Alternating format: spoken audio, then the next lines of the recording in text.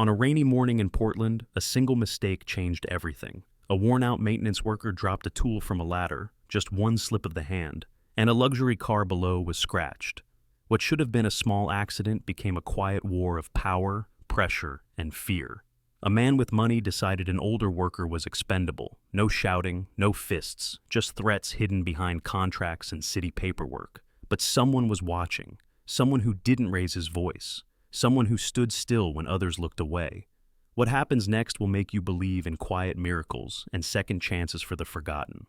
Before we begin, tell me where you are watching from. Drop your country in the comments below, and if you believe no child or animal should ever face fear alone, hit subscribe now and share this story with someone who needs hope. Morning settled over Portland with a quiet heaviness. A thin, persistent rain fell from a sky the color of concrete, blurring the outlines of buildings and softening the edges of the street. Water gathered in shallow puddles along the sidewalks, reflecting traffic lights and the muted movement of commuters. The air smelled of wet asphalt, damp brick, and old coffee drifting from nearby cafes. It was the kind of weather that encouraged people to keep their heads down and their thoughts elsewhere. On Morrison Street, bolted high against the brick wall of a mixed-use building, hung an aging steel sign for Iron Wolf Academy. Its paint was faded, the corners chipped from years of exposure. A ladder leaned beneath it, carefully positioned, its rubber feet slick against the wet pavement. Standing near the top of that ladder was Ethan Cole, 58 years old, contracted to tighten the sign's loose fittings before the city issued a violation. Ethan had the look of a man shaped by labor, rather than age alone. He was lean and slightly stooped, his shoulders rounded from decades of lifting, carrying, soaring, and cleaving. His gray hair was cut short, more practical than stylish, and a rough beard shadowed his jaw. The skin of his hands was thick and scarred, the knuckles swollen from arthritis that never truly rested, especially in the cold. Ethan worked slowly, not out of carelessness, but caution. His balance was steady, though his fingers trembled as he reached for the wrench at his belt. The rain dampened his gloves, reduced his grip. He adjusted a bolt near the sign's frame, testing it twice before tightening again. Below him, cars passed in a steady rhythm, tires hissing against the wet street. Then the wrench slipped. It wasn't dramatic. There was no sudden movement or loss of footing. The tool simply slid from his hand, struck the ladder with a dull knock, and spun downward. The sound it made when it hit the hood of the parked bevy was sharp and final, cutting through the low hum of the street. The black vehicle beneath the sign was immaculate, recently washed, freshly polished. The wrench left a narrow scratch across the hood, long enough to be unmistakable, shallow enough to be infuriating. Ethan felt his chest tighten as he looked down. He had seen this moment coming the instant the wrench left his hand. The driver's door of the SUV opened. Victor Hale stepped out slowly, deliberately, as if rushing were beneath him. He was in his late 30s, tall and solidly built, his posture confident to the point of arrogance. His clothing was fitted and expensive, dark athletic wear that repelled the rain instead of absorbing it. His hair was thick, dark, carefully styled, untouched by the weather. His face was clean-shaven, angular, and controlled, the expression of someone accustomed to authority and attention. Victor examined the scratch first. Only then did he look up. "Do you know what you've done?" he asked calmly. Ethan swallowed. From the ladder, Victor looked larger, not because of height, but because of certainty. "Sir, I'm sorry," Ethan said. "It was an accident. I'll report it and—" Victor raised a hand. "That paint job," he interrupted, his voice even, "costs more than most people make in a month." A few pedestrians slowed their pace. One man glanced up, hesitated, then continued walking. A woman with earbuds stepped around the scene without removing them. No one stopped. Ethan's grip tightened on the ladder rails. He thought of the mortgage payment due in less than a week, of the quiet house he returned to each evening since his wife passed away 3 years earlier, of how thin the margin was between stability and disaster. "I'll take responsibility," he said quietly. "I always do." Victor stepped closer to the ladder, close enough that Ethan could smell his cologne over the rain. "Responsibility means paying for damage," Victor replied, "and if you can't, I'll make sure the people who hire you understand what kind of liability you are." The words were delivered without anger. That made them sharper. Ethan nodded slowly. His throat felt dry. He began climbing down, each step careful, deliberate, his boots slick against the rungs. Across the street, near the entrance of a small coffee shop, Caleb Rowan had stopped. Caleb was 41, tall, broad-shouldered, built with the kind of strength that came from use rather than display. His face was weathered, marked by long exposure to sun and wind, with a faint scar near his chin and lines at the corners of his eyes that suggested alertness rather than age. His beard was trimmed short, practical, and his dark hair, streaked with gray, was cut close to his head. At his side sat Ash, an older Belgian Malinois with a sable coat and intelligent amber eyes. The dog's muzzle was lightly grayed, his posture still and disciplined. He watched the scene without sound, alert but restrained. Caleb took in the details, the angle of the ladder, the stiffness in the older man's movements, the way Victor positioned himself to dominate the space. It was a familiar pattern. He crossed the street and placed both hands firmly at the base of the ladder. "Sir," Caleb said, his voice low and steady, "come down slowly. I've got it." Ethan looked at him, surprise and relief flickering across his face. He nodded and continued his descent. Victor turned sharply. "This doesn't concern you." Caleb didn't look at him. "It does now." Ash remained seated at his side, unmoving. Victor's eyes dropped briefly to the dog. "Control your animal." "He's under control," Caleb replied, finally meeting Victor's gaze. His expression was calm, unreadable. Everyone here should be. The rain continued to fall, steady and indifferent. Above them, the sign creaked softly in the wind as Ethan's boots touched the pavement. For a brief moment, the city seemed to pause, just long enough to notice what was happening above its usual line of sight. The rain did not stop after Ethan Cole reached the sidewalk. It continued at the same patient pace, as if nothing worth adjusting for had happened. Water slid off the metal sign above them, ran down the brick wall, and pooled near the curb. Traffic moved again. The city exhaled and resumed its forward motion. Ethan stepped away from the ladder, his boots landing heavily on the pavement. Up close, the toll of the last few minutes showed clearly on his face.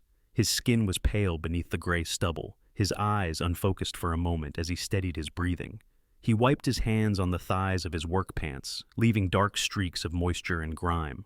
"Thank you," he said to Caleb, his voice low, embarrassed by the tremor in it. Men like Ethan were not used to being helped in public. They learned early that help often came with a price. Caleb nodded once. He released the ladder and stepped back, giving Ethan space. "You're steady now?" he said. It wasn't a question. Ethan nodded. Yeah, I'm fine." He glanced at Victor, then away again, as though prolonged eye contact might invite further damage. Victor Hale had not moved far.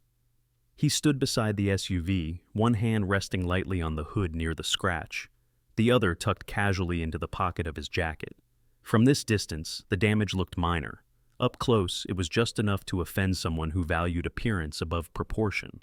Victor's jaw was tight now, his calm sharpened into something colder. "You two finished?" Victor asked. His voice carried easily over the rain and traffic, practiced and confident. Caleb turned toward him fully. Up close, the contrast between the two men was stark. Victor was polished, every line of him intentional. Caleb was not unkempt, but there was nothing ornamental about him. His jacket was worn at the cuffs, his boots scuffed from use. His posture was relaxed but not passive. He stood evenly, weight balanced, as though ready to move if required. "We're finished with the ladder," Caleb said. "Not with the situation." Victor's eyes flicked briefly to Ash, who had risen to his feet and now stood quietly at Caleb's side. The dog's ears were forward, his gaze alert but calm.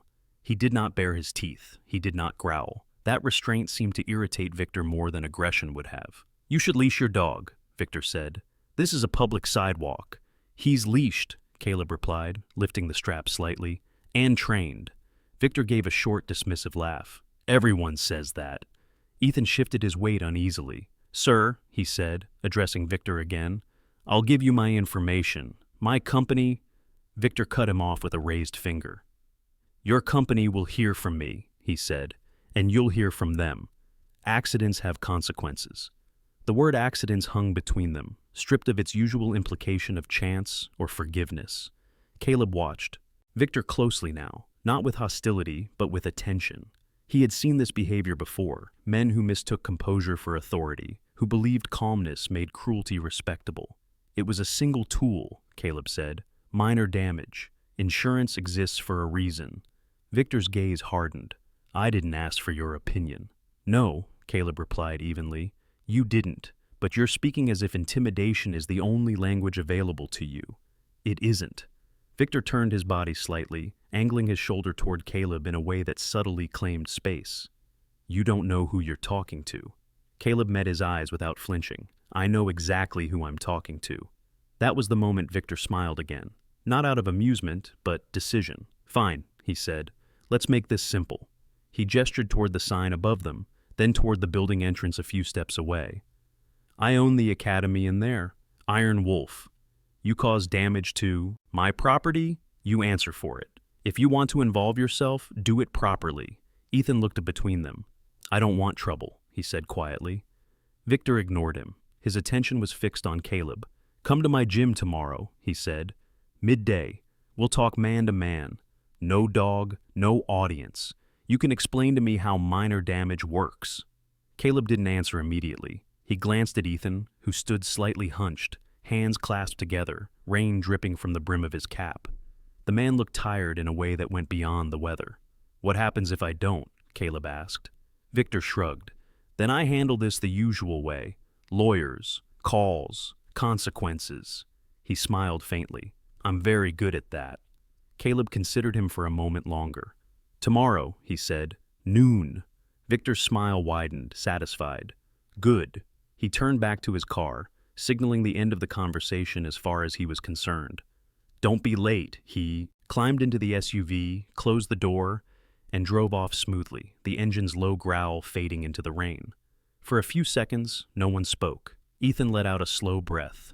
You didn't have to do that, he said to Caleb. There was gratitude in his voice, but also concern. He's not the kind of man you want problems with. Caleb picked up the ladder and leaned it carefully against the wall. Neither are you, he said. Ethan frowned. What do you mean? I mean, Caleb replied, that men like him rely on people like you believing they have no choice. He paused.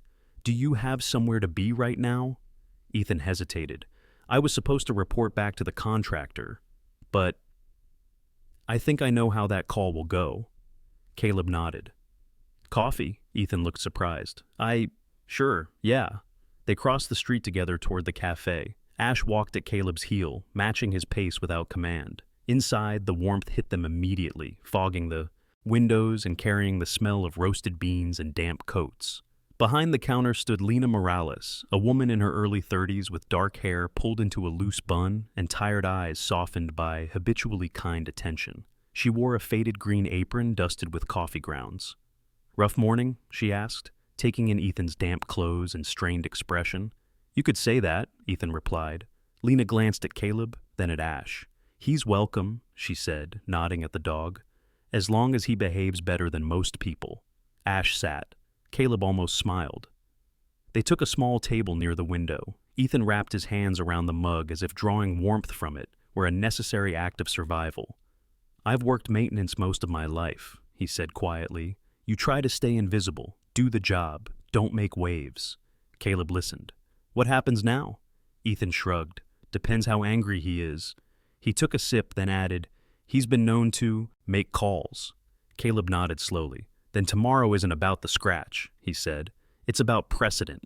Ethan looked at him. You don't even know me. No, Caleb replied. But I know the pattern. Outside, the rain continued, steady and indifferent. Across the street, the Iron Wolf Academy sign loomed above the sidewalk, unchanged. Tomorrow was already waiting. By late afternoon, the rain had thinned into a mist that clung to clothing and skin without fully announcing itself. Portland took on its familiar muted palette, wet streets darkened to slate, storefront lights glowing softly against fogged windows. The city appeared calm again, as if the tension from earlier had been absorbed into the pavement and forgotten. For most people, the morning incident on Morrison Street had already dissolved into background noise. For Ethan Cole, it had not. Ethan sat alone on a bench outside the contractor's office on Burnside Avenue, his tool bag resting at his feet. The building was a low, concrete structure with tinted windows and peeling signage, functional and impersonal. He had been there nearly 20 minutes, watching droplets of water gather and fall from the edge of the awning above him. His shoulders were hunched against the cold, his jaw tight. He replayed the moment over and over, the sound of metal striking paint, Victor Hale's voice, the look in the man's eyes. Some mistakes lingered longer than others. When the door finally opened, Rick Donovan stepped out. Rick was in his early 50s, thick through the middle, with thinning sandy hair and a perpetual crease between his eyebrows. He wore a fleece jacket with the company logo stitched over the chest and carried a clipboard tucked under his arm. Rick had started in the trades himself years earlier, but that version of him felt distant now, buried beneath paperwork and risk management. "Ethan," Rick said, stopping short of the bench. He didn't sit. He rarely did when conversations turned difficult. Ethan stood slowly. "I wanted to explain," he said, "before you heard it from someone else." Rick sighed. "I already have." He glanced at the clipboard, then back at Ethan. Victor Hale called, very upset. Ethan nodded once. He had expected this. "I'll take responsibility. It was an accident." "I know," Rick said, though his tone suggested that knowledge didn't change much. "But he's threatening to escalate. Legal action, claims of negligence." Ethan's hands curled slightly at his sides. "I've worked for you 12 years, he said quietly. "Never had a complaint." Rick shifted his weight. "That's true." He hesitated, then added, "But this guy has resources, connections. He's already talking about going to the city." The word city landed heavily. Ethan knew what it meant. Permits, inspections, delays, collateral damage. "I can't afford to lose this contract," Rick continued. "Not right now." There it was. Ethan nodded again, the motion small and contained. "So what are you saying?" Rick looked past him toward the street. "I'm saying I need to suspend you, effective immediately, until this is resolved." Suspend. The word felt hollow, temporary in theory, permanent in practice. Ethan didn't argue. He had learned long ago that arguing rarely changed outcomes, only dignity. "Understood," he said. He reached for his tool bag. Rick hesitated. "I'm sorry," he said, and for a moment it sounded genuine. Ethan offered a tight smile. "I know." He walked away without looking back. Across town, Caleb Rowan moved through a very different afternoon. He had returned to the modest apartment he rented on the east side, a second-floor unit above a closed florist shop. Inside, the space was spare and orderly. Furniture was minimal but well-maintained, nothing decorative. Everything had a place. The walls were bare except for a framed photograph near the window, a younger Caleb standing beside two men in uniform, all three squinting into bright sunlight. Caleb did not look at it long. Ash padded in behind him, nails clicking softly on the hardwood floor. The dog moved stiffly now, age making itself known in small ways, slower turns, longer pauses before lying down. Caleb filled a bowl with water and set it on the floor. Ash drank, then settled onto a rug near the window, facing the door out of habit. Caleb sat at the small kitchen table and opened his laptop. The screen's glow reflected faintly in his eyes as he typed a name into the search bar. Victor Hale. What came up was curated.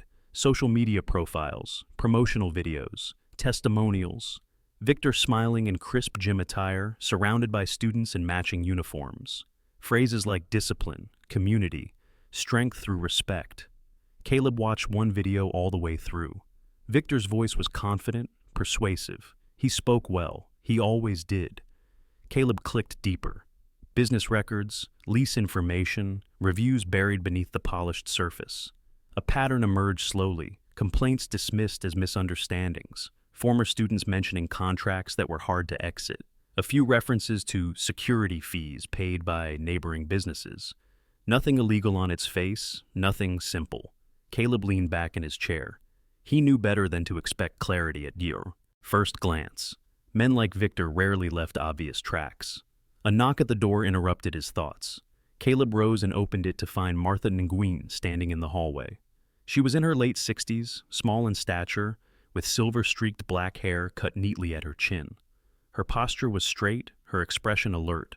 She wore a heavy coat and carried a reusable grocery bag in one hand. "You left your mail downstairs," she said, holding out an envelope. It was wedged behind the radiator again. "Thanks," Caleb replied. "You didn't have to bring it up." Martha smiled faintly. "I was coming up anyway. Ash due for his walk?" Ash lifted his head at the sound of his name, tail thumping once against the floor. "Soon," Caleb said. Martha glanced at the laptop screen behind him. "You look busy." "Just research," Caleb replied. She studied him for a moment, her gaze sharp but kind.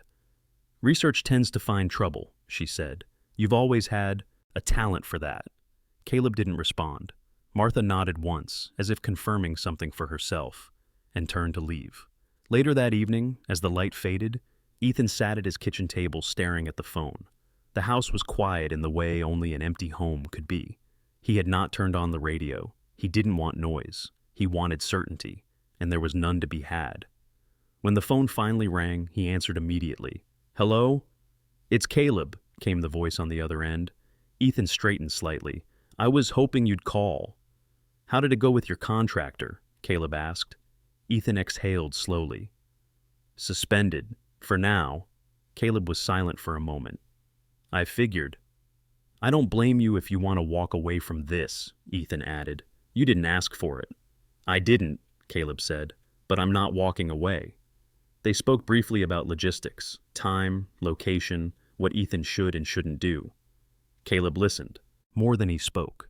When the call ended, Ethan felt something unfamiliar settle in his chest. Not relief, something steadier. Later that night, across town, Victor Hale locked up Iron Wolf Academy himself. The gym was quiet, the mats freshly cleaned, the mirrors reflecting his solitary figure as he walked through the space. He paused at the center of the floor, rolled his shoulders, and smiled faintly. Tomorrow, he thought, would put things back in order. He turned off the lights and stepped into the night, unaware that the pattern he relied on was already beginning to break. Morning arrived without ceremony. The rain had moved on sometime before dawn, leaving behind a city rinsed clean but no lighter in spirit. Portland's streets were still dark with moisture, the air cool and sharp, carrying the smell of wet leaves and exhaust. Clouds lingered low, stretched thin like fabric pulled too far. It was the kind of morning that made people believe things were calmer than they truly were. Ethan Cole woke early, not because he had somewhere to be, but because his body no longer trusted sleep when the future felt uncertain. He sat at the edge of his bed for a long moment, elbows resting on his knees, staring at the floorboards. The house was quiet, the refrigerator humming softly in the kitchen, the ticking wall clock louder than it had any right to be. He dressed slowly, muscle memory guiding him through routines he might not need much longer. Work boots, worn jacket, cap pulled low. He made coffee he barely tasted and stood at the kitchen window, watching a delivery truck pass. The suspension notice from Rick Donovan lay folded on the table behind him. Temporary, it had said. Subject to review. Ethan had seen enough of life to know how rarely such phrases led anywhere good. By mid-morning, he found himself walking without a clear destination. His steps carried him past storefronts he had serviced for years, places where he had fixed doors, replaced lights, tightened railings. People nodded to him out of habit, not knowing yet that habit was all that remained. He kept his eyes forward, shoulders squared, resisting the urge to explain himself to no one in particular. Across town, Caleb Rowan stood in front of Iron Wolf Academy for the first time since Victor's challenge. In daylight, the building looked smaller than it had in the rain. The black-painted brick was chipped in places, the windows tinted dark enough to hide the interior. The sign above the door gleamed with deliberate aggression, its edges sharp, its lettering bold. It was designed to intimidate before anyone ever stepped inside. Ash sat at Caleb's side, tail resting on the damp sidewalk, ears forward.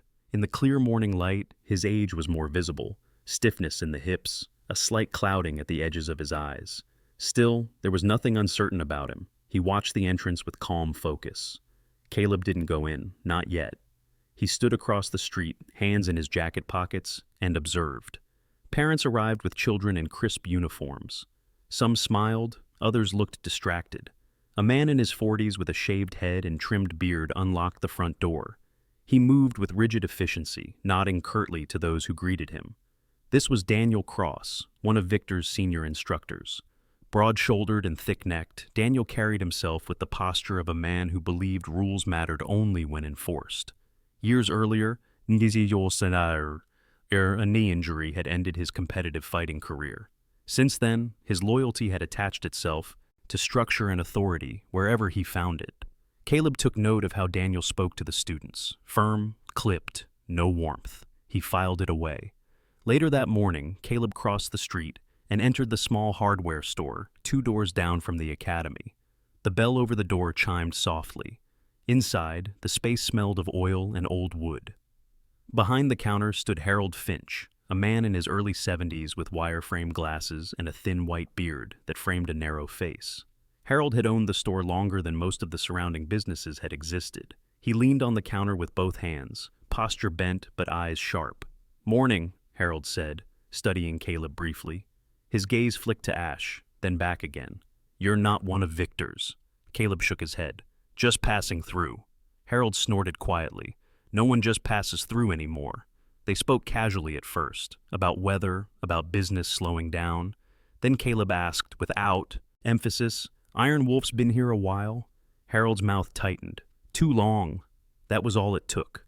The words came slowly at first, then with more confidence. Harold spoke of security contributions, of Victor's men reminding shop owners to pay on time, of subtle threats masked as concern. Nothing overt, nothing illegal enough to chase easily. "You complain, things get difficult," Harold said. "Permits delayed, deliveries interrupted." Caleb listened. "Anyone push back?" Harold shook his head. "Once. Bakery next block over. Closed within 6 months." Caleb thanked him and left with a box of nails he didn't need.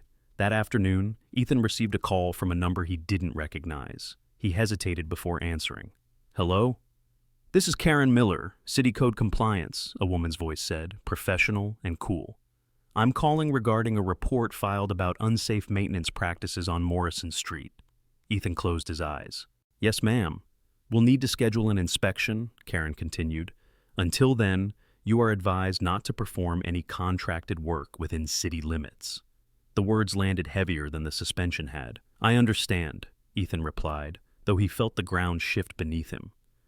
When the call ended, he sat down heavily at the kitchen table. The phone remained in his hand long after the screen went dark. Invisible, he thought. He had done everything right, and still he was being erased. That evening, Caleb and Ethan met again at the cafe. Lena Morales was behind the counter, hair loose now, expression concerned when she saw Ethan's face. She brought coffee without being asked and left them alone. Ethan told Caleb about the inspection, the call, the way his options were narrowing. He did not raise his voice. He did not curse. His anger had gone somewhere quieter, heavier. "I don't know how much longer I can afford this," he said. "And I don't want you taking hits for me." Caleb listened, hands folded loosely on the table. "Victor escalates because it works," he said. "He expects you to fold." Ethan looked up. "And you?" "I expect him to overreach," Caleb replied. Outside, dusk settled in. Streetlights flickered on, reflecting in the cafe window. Ash lay at Caleb's feet, head resting on his paws, breathing slow and steady. Across town, Victor Hale stood in his office at Iron Wolf Academy, watching security footage on his monitor. The angle was poor, but he could see Caleb clearly, his stillness, the way he waited. Victor smiled faintly. Men like Caleb, he believed, relied on principle, and principle was easy to break. He shut off the screen and reached for his phone. Tomorrow, he decided, would be decisive. The city, unaware of the lines being drawn, continued on. The night settled into Portland with a deceptive calm. Streetlights cast pale halos onto wet pavement, and the city's sounds softened into a distant, steady hum. Windows glowed warmly from apartments stacked above shops, and from the outside it all looked ordinary, safe even. But pressure rarely announced itself loudly. It gathered quietly, shaping decisions before anyone realized they were being bent. Caleb Rowan walked Ash along the river path just after sunset. The dog moved at an even pace, slower than he once had, but deliberate. His sable coat caught the light in muted streaks, and his tail swung low and relaxed. Ash was 10 now, old enough to feel the cold in his joints, old enough to choose efficiency over enthusiasm. Caleb kept the leash loose. They had walked this route many times, especially when Caleb needed to think without interruption. Caleb's thoughts were fixed on patterns. Victor Hale was not reckless, he was methodical. The pressure on Ethan had come through official channels, just as Caleb expected. That meant Victor believed he was still operating within safe margins. People who felt secure tended to escalate gradually, convinced the structure around them would hold. Ash paused briefly near a bench, sniffed the damp grass, then continued. Caleb watched the dog's gait closely. There was stiffness in the hind legs tonight. "Easy," Caleb murmured, adjusting their pace. Ash responded immediately, content to slow. Across the river, Iron Wolf Academy sat dark and closed, its sign illuminated from below. Caleb stopped and studied the building from a distance. The windows reflected nothing. That, too, was intentional. Earlier that afternoon, Caleb had made a call he had been avoiding. The number belonged to Thomas Reed, a former city compliance officer who had left his post under quiet circumstances 2 years earlier. Reed was in his mid-40s, tall and narrow-shouldered, with sharp features and a perpetually tired expression. Years of navigating municipal politics had etched caution into his posture. He now worked as a private consultant, advising small businesses on regulatory risk, those who could afford him, anyway. They met at a diner on the outskirts of town, far from Morrison Street. Reed arrived early, nursing a cup of black coffee. His beard was neatly trimmed, his jacket plain and unremarkable. He greeted Caleb with a brief nod, the kind men gave when they preferred not to be seen together. "You're asking about Victor Hale," Reed said after Caleb finished explaining. His voice was low, careful. "That name's come up before." "In what context?" Caleb asked. Reed stirred his coffee slowly. Complaints that never made it past intake, businesses withdrawing statements, inspections requested, then canceled. He paused. "Nothing you can pin down cleanly." Caleb nodded. "So, pressure." "Exactly." Reed leaned back slightly. "The city doesn't need to be corrupt for this to work. It just needs to be tired." That word stayed with Caleb as he resumed walking. Tired systems were easy to manipulate, tired people even more so. The next morning, Ethan Cole stood in line at the unemployment office on Southeast Powell Boulevard. The building was crowded but quiet, filled with people who avoided eye contact. Ethan held a folder under his arm containing documents he never expected to need: pay stubs, identification, the suspension notice. His back ached from standing, but he did not sit when a chair opened up. Sitting felt too much like settling. A man ahead of him turned slightly and nodded. "Long wait," he said. He was in his early 30s, broad-chested, with calloused hands and a dusting of red beard along his jaw. His jacket bore the faded logo of a construction company that had gone under the previous winter. "Seems like it," Ethan replied.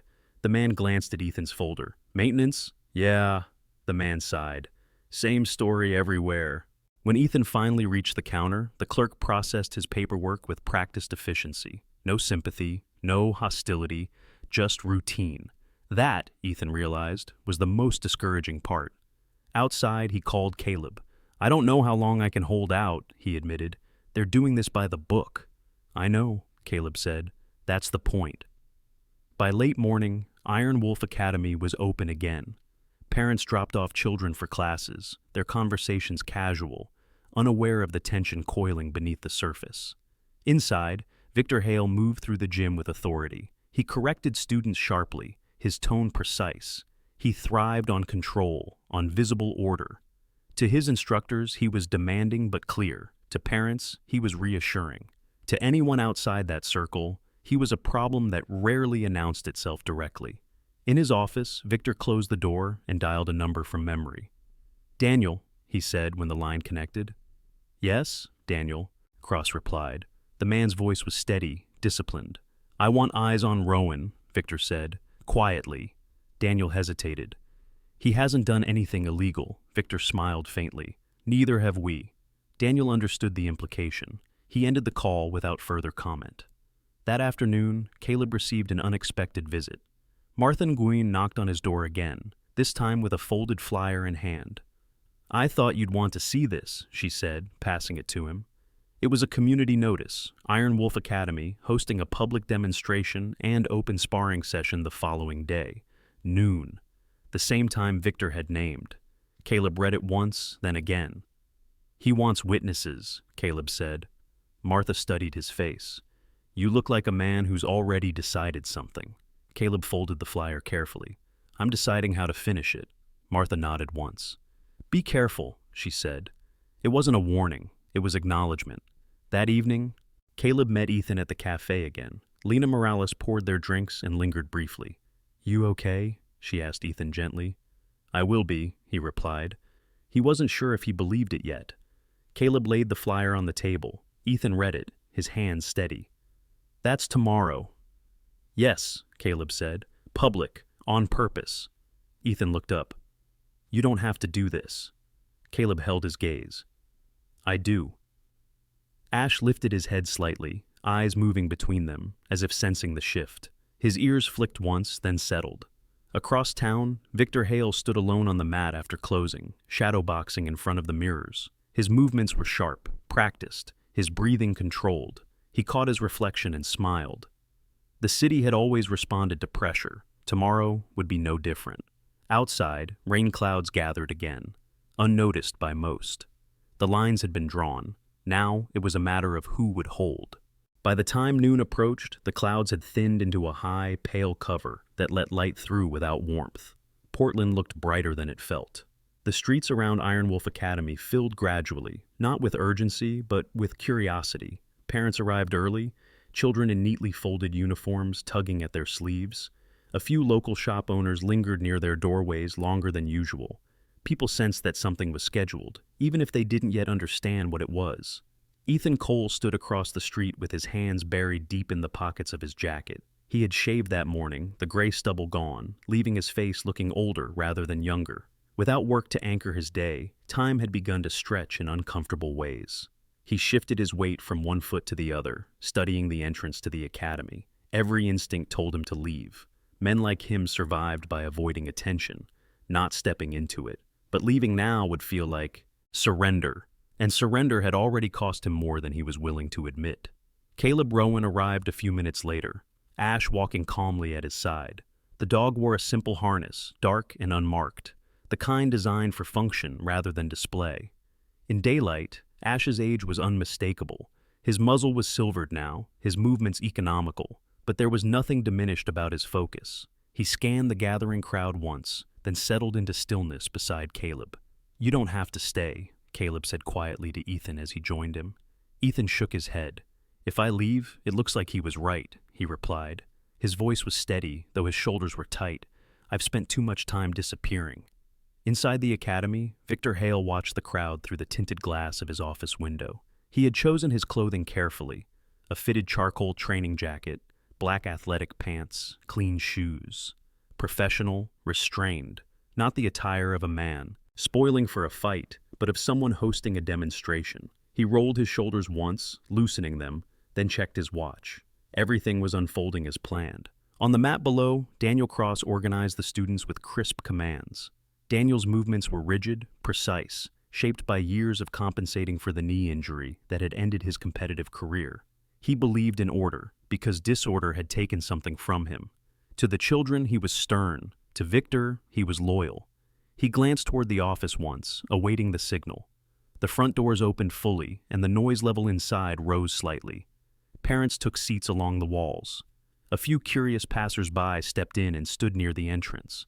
The mirrors reflected a room filling with expectation rather than joy. Victor descended the stairs and stepped onto the mat, raising one hand. The room quieted almost immediately. "Thank you all for coming," Victor said, his voice smooth, practiced. "Iron Wolf Academy believes in transparency, in discipline, and in accountability. Today is about demonstrating our values." Caleb entered then, walking with unhurried confidence. Conversations faltered. Victor's eyes tracked him instantly. "And sometimes," Victor continued, turning toward Caleb with a faint smile, "accountability requires addressing challenges directly." A murmur moved through the room. Caleb stopped at the edge of the mat. Ash sat at his heel, posture perfect, gaze fixed forward. Victor gestured toward him. "This man believes I've overstepped, that I've used influence unfairly. Today we clear the air." Ethan felt heat rise in his chest. He recognized the tactic, framed the narrative before anyone else could speak. Caleb did not step onto the mat. "You invited witnesses," he said calmly. "So let's be clear about what they're witnessing." Victor's smile tightened slightly. "You're welcome to step forward." Caleb did. He stopped several feet away, close enough to be heard, far enough to remain outside Victor's physical space. "This isn't about a scratch on a car," Caleb said. His voice carried easily without being raised. "It's about how pressure gets applied when someone believes no one is watching." Victor laughed softly. "Strong words. Weak evidence." Caleb nodded. "That's why this is public." A woman near the wall shifted uncomfortably. She was in her early 40s, athletic build, hair pulled into a tight ponytail. Her name was Rachel Kim, a physical therapist who brought her son to Iron Wolf twice a week. She had always admired Victor's confidence, but now she found herself watching his face more closely than his words. Caleb continued. Maintenance workers suspended, inspections triggered, businesses pressured into security contributions, none of it illegal on its own. Together, it forms a pattern. Victor's expression hardened. You're accusing me of extortion. I'm describing a system, Caleb replied, one that relies on people staying quiet. Daniel Cross stepped forward slightly. You can't come in here and make accusations without proof, he said sharply. Caleb met his gaze. You're right. He reached into his jacket and removed a folded document. This is a statement, he said, holding it up, from a business owner 2 doors down, another from a former student's parent, and another from a contractor who declined to renew a lease after consultations. None of them wanted to speak publicly, not yet. Victor scoffed. Anonymous complaints, worthless. Individually, Caleb agreed. Yes. He turned slightly, addressing the room rather than Victor. If you've ever been asked to pay a fee that wasn't on your contract, if permits took longer after you refused, if you were warned subtly about consequences, this is what that looks like. Silence settled in, heavy, uncomfortable. Rachel, Kim felt her pulse quicken. She remembered the facility enhancement fee added last year, explained vaguely, never questioned. She looked around and saw other parents exchanging uncertain glances. Victor's jaw tightened. This is slander, he said, and I won't tolerate it. Caleb didn't argue. He simply looked at Victor. Then answer one question, he said. Why did a city inspection get triggered less than 24 hours after a maintenance accident that had nothing to do with safety? Victor opened his mouth, then closed it. For the first time, the pause was his. Daniel shifted uneasily. The room noticed. From the back, Ethan felt something shift inside him. He didn't move forward. He didn't speak. But he stood taller than he had in days. Victor recovered quickly. This demonstration is over, he said sharply. Anyone not enrolled should leave. Caleb stepped back from the mat. That's your choice, he said, but witnesses don't disappear just because you dismiss them. Ash rose smoothly as Caleb turned away, falling into step beside him. The crowd began to murmur again, louder this time. Questions replaced admiration.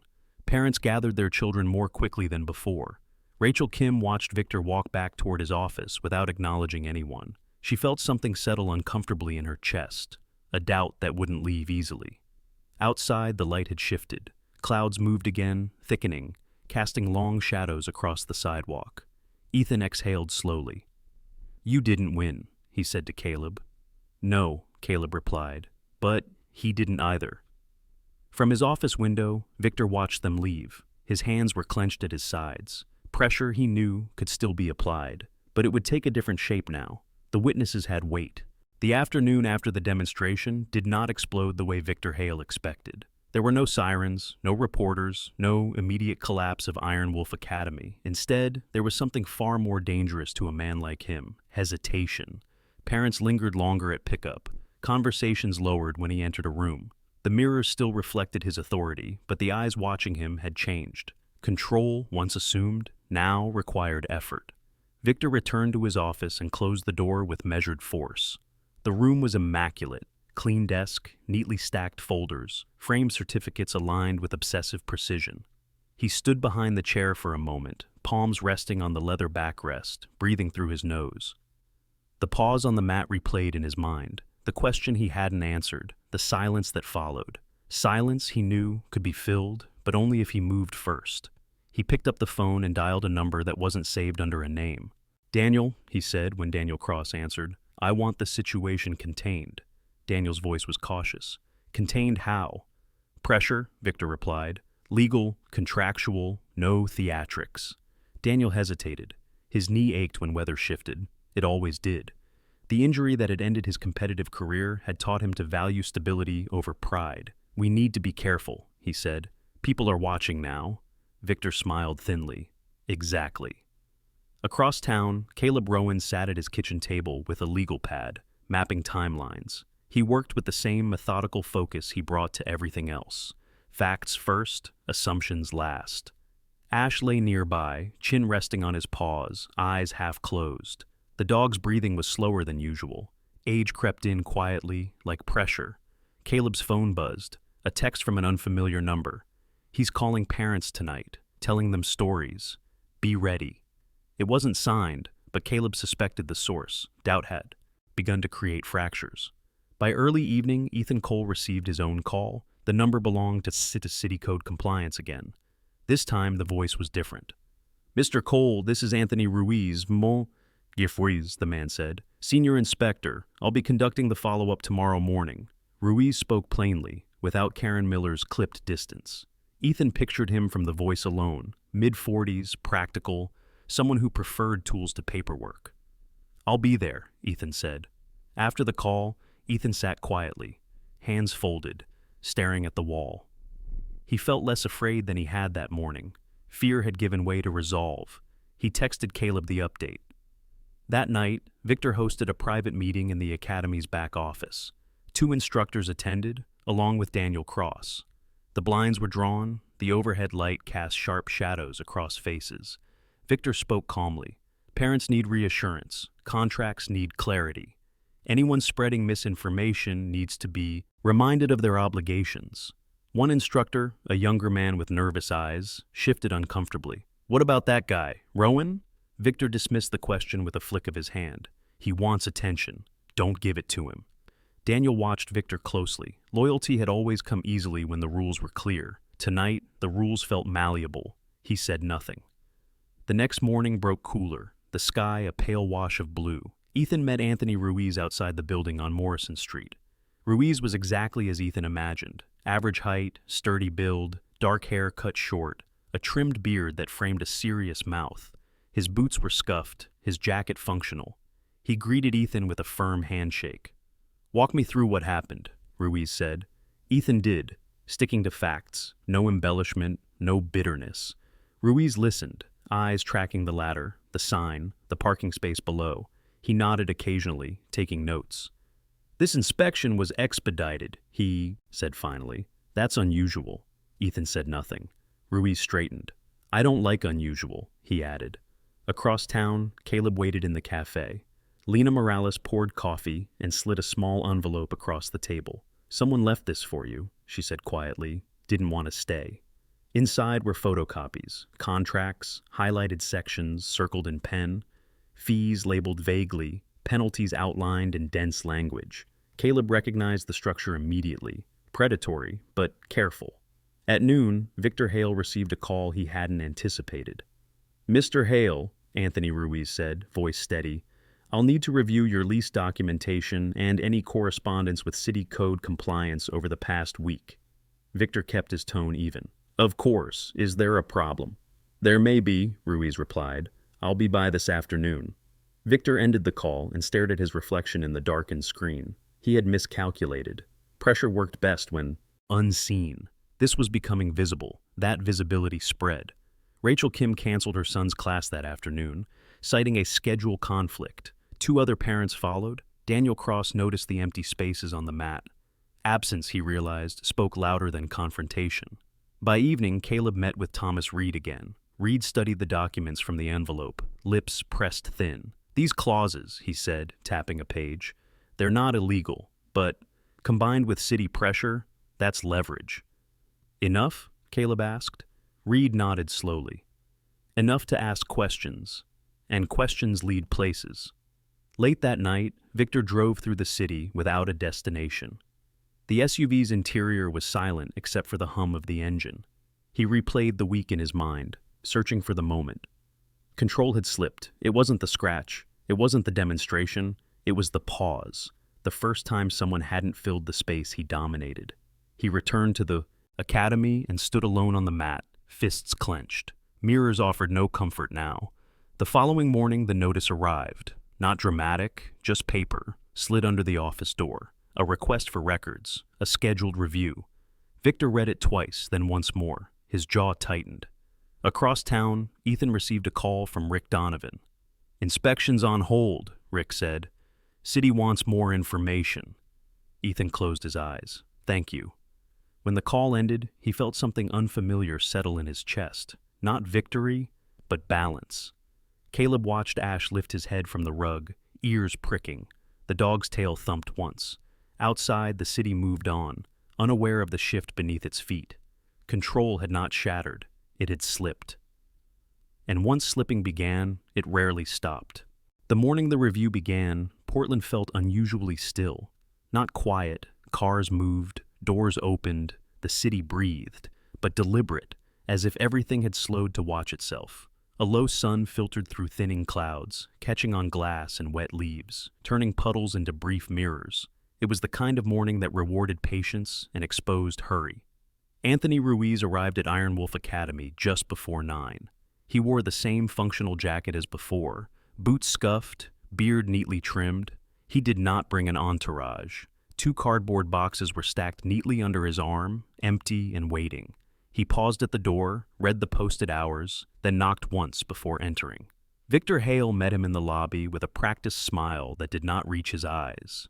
He had chosen a lighter jacket today, charcoal again, sleeves pushed just enough to appear relaxed. The mirrors along the wall reflected him from multiple angles, multiplying the confidence he relied on. "Inspector Ruiz," Victor said, extending a hand.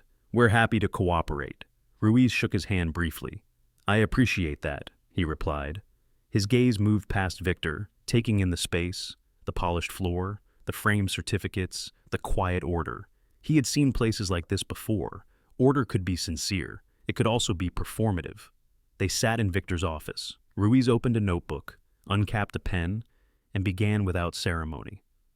"I'll need lease agreements, vendor contracts, correspondence with city code compliance over the past 10 days, and any documentation related to facility fees charged outside standard tuition."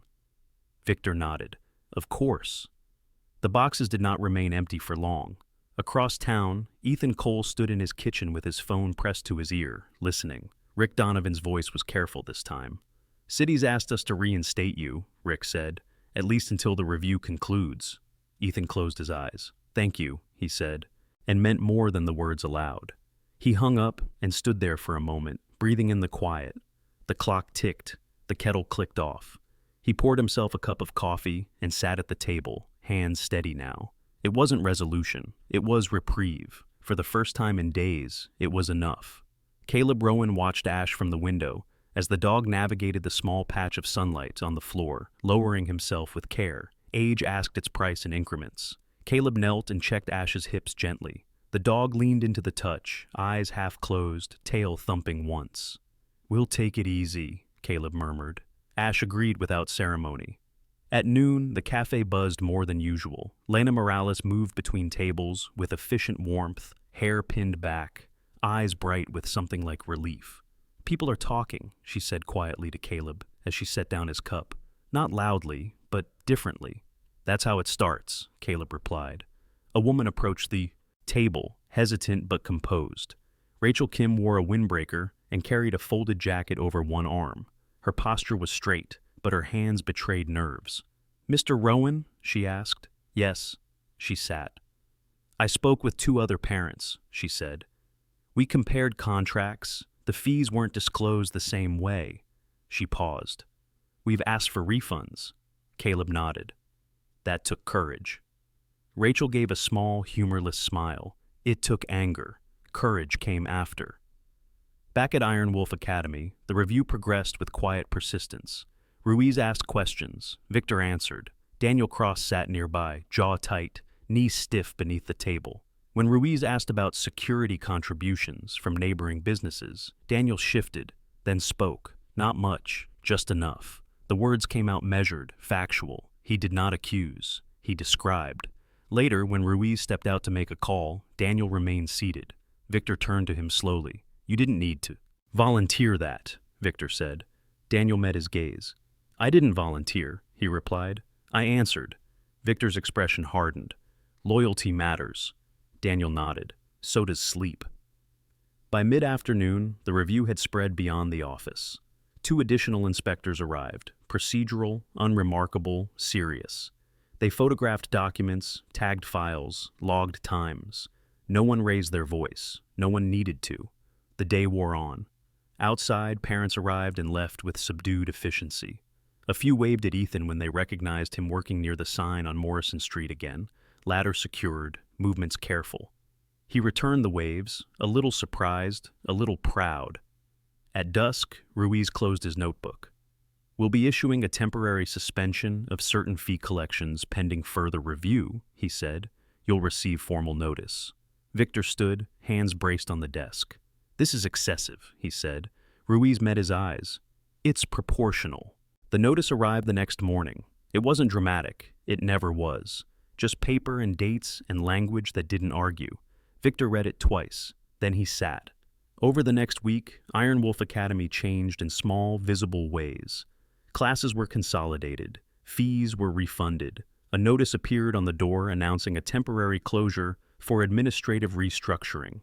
Daniel Cross submitted his resignation in writing, brief and respectful. He left the city 2 days later, knee aching, conscience lighter. Rachel Kim received a refund check and a call from another parent asking where she planned to take her son next. She smiled as she answered.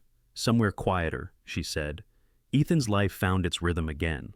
He worked steadily, inspection cleared, reputation intact. One afternoon, he replaced a flickering light in Lena's cafe without being asked. She handed him a sandwich and refused payment. "Call it interest," she said. Caleb walked Ash along the river path. Slower now, stopping often. The dog's muzzle was whiter in the sunlight. Caleb didn't mind the pace. He welcomed it. One evening, a letter arrived at Caleb's door. No return address. Inside was a single page, typed, unsigned. It thanked him for standing where others wouldn't. He folded it and placed it beside the photograph on his wall. On a mild Friday morning, the sign on Iron Wolf Academy came down. The brick beneath it was older, warmer in color than anyone remembered.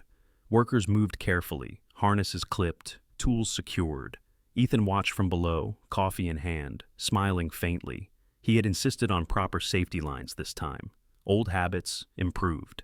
Victor Hale did not attend. He left the city quietly a week later. No spectacle, no apology. Control, once lost, rarely returned in the same shape. Portland adjusted. It always did. On a bench near the river, Caleb sat with Ash at his feet. The dog rested his head on Caleb's boot, eyes closed, breathing slow and even. Caleb looked out over the water, reflecting light in broken patterns, and felt the rare satisfaction of an ending that did not demand more. What remained standing was not victory or defeat. It was balance. It was witness. It was the knowledge that pressure could be resisted, not by force, but by presence. The city moved on. And so did they. Sometimes, miracles don't arrive with thunder or fire. They come quietly, through one person who chooses not to look away, through a hand that steadies a ladder, through truth spoken calmly when fear expects silence. This story isn't about strength or victory. It's about presence, about what happens when ordinary people stand where they are and let God work through simple courage. The Bible tells us that God defends the humble, that He sees the forgotten, and that no act of kindness is ever wasted, even when it feels small.